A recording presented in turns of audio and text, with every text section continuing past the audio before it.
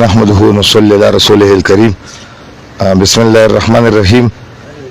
بس زه خو به دومره ویم، مولانا صاحب هغوی خبره وکړله او یقینا یو احساس راته کېږي دا وخت کې چې د شاه محمد اسماعیل شهید رحمه الله د هغوی په مزار باندې ولاړ یو او د هغوی د ملګرو شهداو وینې هغه زموږ مخې ته دي او دا ډېر زیات یو اعزاز خبره ده. مونږ په دغه نیت باندې د خپل سفر چې کوم دی نو کړی، ځکه دا د دوی متعلق تاریخ دا لیکلی دي چې دوی په باقاعدګۍ سره چې کوم علاقې به فتح کړې، هلته به شرعي قوانین چې دي د هغې نفاذ چې کوم دی دا کولو.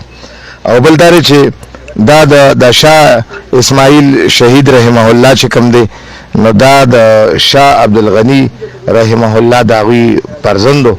او بل دا چې د دې خاندان قربانۍ د دین دپاره ډېرې دي. د دوی د یو شخصیت نوم کو الو نو هغه به لکه شاه رفیع الدین شاه عبدالقادر او د خپل یو مقام دی او دا 6 مئی 1831 دا یو داسې تاریخ رقم کړی دی. د دې غره په لمن کې د الله د دین د بقا دپاره دا جنګېدلي خلک. مونږ خو بس هسې وخت پاس کړ، زندګي مو کمزورې غونته تېره کړله، لیکن بنیادي طور دې خلکو خپل آخرت جوړ کو او الله رب العزت ته د ګټې سامان چې کوم دی نو دا مخې ته کېښودو. باقي دا چې مخکې د دوی دا د سید احمد شهید رحمه الله د هغه مرید و او د ډېرو غټو جید او علماو سره هغه ټیم کې د جهاد جذبه او د وینې د غورځنګ د جهاد جذبې د ایمانی جذبې دا د هغوی په درسونو کې حاصلې شوې. سال عمر کې مکمل فاضل عالم او د قرآن حافظ هم و.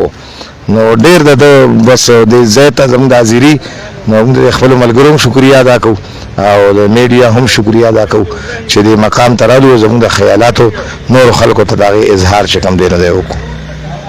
دې سره زموږ سره د متعددو کتاب